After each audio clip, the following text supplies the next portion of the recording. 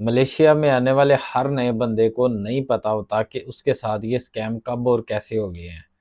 पहली बात ये है कि जैसे ही आप मलेशिया एयरपोर्ट पे उतरते हो, आप इमिग्रेशन क्लियर करते हो। जैसे ही इमिग्रेशन क्लियर करने के बाद थोड़ा आगे जाते हो तो कुछ ब्लैक वर्दी के अंदर मुलव्वस ऐसे अफराद होते हैं, दो दो की ज़्यादातर वो दो का ग्रुप होता है। ब्लैक वर्दी में वो ऐसे ही होता लगता है कि पुलिस वाले हैं, ना ही लगता पुलिस वाले, ना ही लगता इमिग्रेशन वाले, कोई टैग नहीं लगा होता, कोई बैज नहीं लगा होता उनका। वो वहाँ पे खड़े होते हैं, उन्होंने सिर्फ यही पूछना होता है। नॉर्मल जो बंदा जिसको इंग्लिश भी नहीं आती उसका उन्होंने पासपोर्ट देखना है, उसके ऊपर देखना है परमिट वही विजिट वीज़ा लगा हुआ है, अच्छा ये विजिटर है। अब वो उन्होंने देखना है विजिट वीज़ा लगा हुआ है और साथ वो आपसे आपकी होटल बुकिंग देखेंगे, आपके हाथ में जो डॉक्यूमेंट है। आपकी होटल बुकिंग देख लेंगे और आपको देखेंगे ये कितने दिन का स्टे है इसका। उतने दिन के स्टे के हिसाब से वो अपनी एक ट्रांसपोर्ट सर्विस के आपको चार्जेस बना के आपको पर्ची दे देंगे। आपसे कहेंगे इतने रिंगट पे कर दो, यानी कि वो आपको ट्रांसपोर्ट सर्विस प्रोवाइड कर रहे हैं इतने दिन तक, इतने से लेके इतने तक। उसके अंदर ये है कि आपको वो छोड़ के आएँगे उस होटल तक और वो वापस लेके आएँगे। इसकी आपको समझ भी नहीं आती, ना वो आपसे बात करते हैं ज़्यादातर, क्योंकि इसको आपको पता ही नहीं, आप लेने ही नहीं चाह रहे वो सर्विस है। आपने तो सिंपल ग्रैब लेनी है या कुछ सिंपल सी तरीके से आपने जाना है।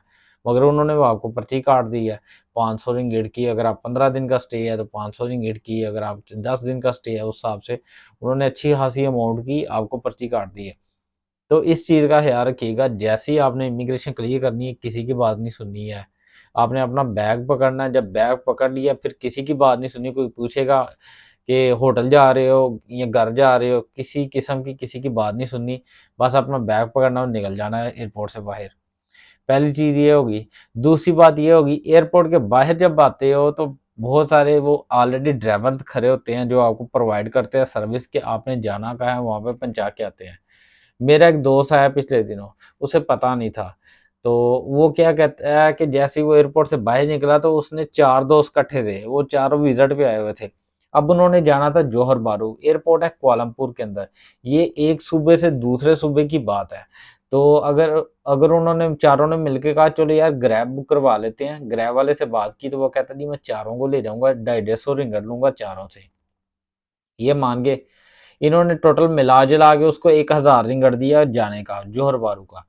अगर यही लोग थोड़ा दिमाग लड़ाते, 13 रिंगिट 80 सेंट की टिकट है कुआलालंपुर से बस स्टेशन तक। कुआलालंपुर एयरपोर्ट से लेके बस स्टेशन तक। ये कुआलालंपुर एयरपोर्ट से उन्होंने टीबीएस चल जाना था, बस स्टेशन है टीबीएस कुआलालंपुर के अंदर। 13 रिंगट 80 सेंट की वो टिकट थी और आगे से 30-35 रिंगट या 28 रिंगट की जौहर बारू इन्होंने चल जाना था। मिला जुला के इन्होंने 50 रिंगट भी नहीं थे लगने।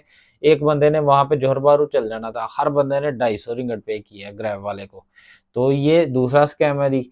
इस चीज के लिए आप आंखें खोल के बैठिएगा और खोल के रखिएगा। अगर कोई ड्राइवर आपको कहता है मैं आपको छोड़ आता हूँ, ख्याल कीजिएगा वो आपको छोड़ने नहीं जा रहा, वो आपने उसके साथ पहले तय कर लेना है और आपने ग्रैब का इस्तेमाल करना है। आपने लोकल ड्राइवर का इंतखाब नहीं करना। नंबर वन ये भी चीज़ होगी। ग्रैब ऐप ऐप का इस्तेमाल कीजिएगा, एप्लीकेशन ग्रैब का। ये मैंने दिखा भी रहा हूँ इसकी तस्वीर। ये क्लियर हो गया। और दूसरी बात ये है, जब आप घर पहुंच जाते हो, अब घर पहुंच जाते हो तो वहां पे आप जिस माहौल में रहते हो, लोगों के साथ रहते हो, तो ये बांग्लादेश वाले, इंडिया वाले, पाकिस्तान वाले, नेपाल वाले सारे ही हमारे अपने हैं। तो स्टार्ट में किसी भी अपने बॉस के पास काम मत कीजिएगा। यानी कि कोई पाकिस्तानी बॉस है, इंडियन बॉस है, यानी कि जिसके अपना कोई काम है, ये बांग्लादेश का, इनके साथ स्टार्ट पे काम मत कीजिएगा।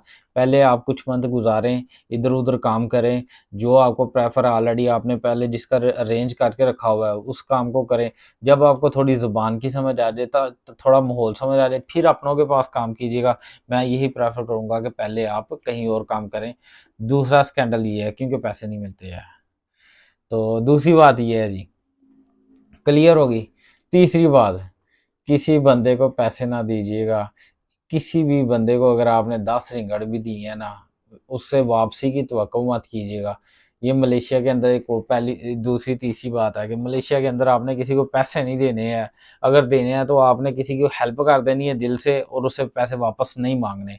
अगर आप किसी की हेल्प कर सकते हो, 5 रिंगिट, 50 रिंगिट, 100 रिंगिट, 10 रिंगिट, जितनी कर सकते हो उसको उसकी हेल्प कर दो। पैसे वापस वाला चक्कर मत रखिएगा, क्योंकि मलेशिया में पैसे वापस नहीं मिलते हैं।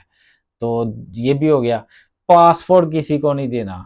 कोई जितना मर्जी सगा है ना आपका, कहता जी मैं आपका वीजा लगवा के देता हूँ, मैं जो कब मैं मेरे फलाने के आए थे इतने दोस्त, उन्होंने वीजे लगवाए हैं, मेरा फलाना ताल्लुक है, सबके वीजे लगे हुए हैं।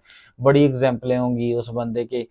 नगमे गाने भी गाए जाएंगे, जिस तरह पाकिस्तान में जो होती हैं पॉलिटिक्स पार्टीज, उनके बताए जाते हैं कि ये बड़ी अच्छी हैं, ऐसे है वैसे।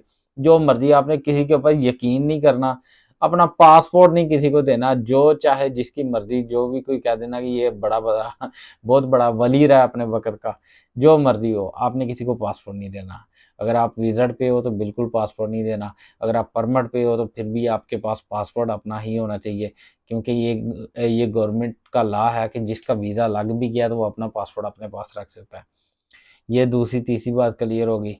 और उसके अलावा जी, आपने जब आपका विजिट वीज़े पे हो, तो अगर आप इनलीगल हो जाते हो खुदा ना खास्ता किसी वजह से, तो आपने किसी के साथ इधर-उधर आउटिंग शॉटिंग के लिए नहीं निकलना, फ़िज़ूल घर से बाहर नहीं निकलना, इसमें आपका नुकसान है। तो ये है कि चेक कहीं भी हो सकते हो, किसी की बाइक्स लेके नहीं चलानी, किसी की गाड़ी लेके नहीं चलानी बगैर लाइसेंस के।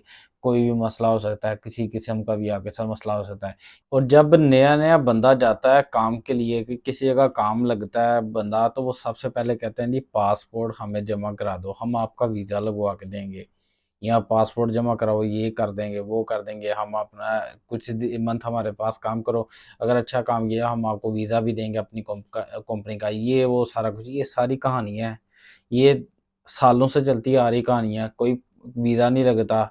और वीज़ा उनका लगता है कि जो बड़ी हाई पैमाने के बूट पॉलिश करते हों, कि अपने बॉस के बार बार, अपने यारों दोस्तों के, और वो जो उसके साथ कोलीग्स हैं काम कर रहे हैं उनकी बार बार शिकायतें लगा रहा हो बंदा, उनकी तस्वीरें बना बना के भेज रहा हो, उनकी चुगलियां कर रहा हो और बता रहा हो कि बॉस ये बंदा भागने लगा, ये करने लगा, वो करने लगा। ऐसे बंदों की बॉस को ज़रूरत होती है। तो वो बॉस ऐसे बंदे की किसी ना किसी तरीके से कोई वीज़े का अरेंज कर देता है। बाकी जो बंदे हैं सबके पासपोर्ट हड़प लिए जाते हैं। बाकी बंदों को ब्लैकमेल किया जाता है। उनको कहा जाता है अगर तुम भागे तो तुम्हारे पास, क्योंकि पासपोर्ट उन्होंने ले लिया होता है, वो कहते हैं जी अगर तुम भागे तो तुम्हारे ऊपर जो है ना ये केस कर देंगे, वो केस कर देंगे, ये बंदे ने चोरी की है, ये बंदे ने फ्रॉड किया है, ये बंदे ही किया है, वो किया है। इस तरह की चीज़ें होती हैं, ब्लैकमेल करते हैं।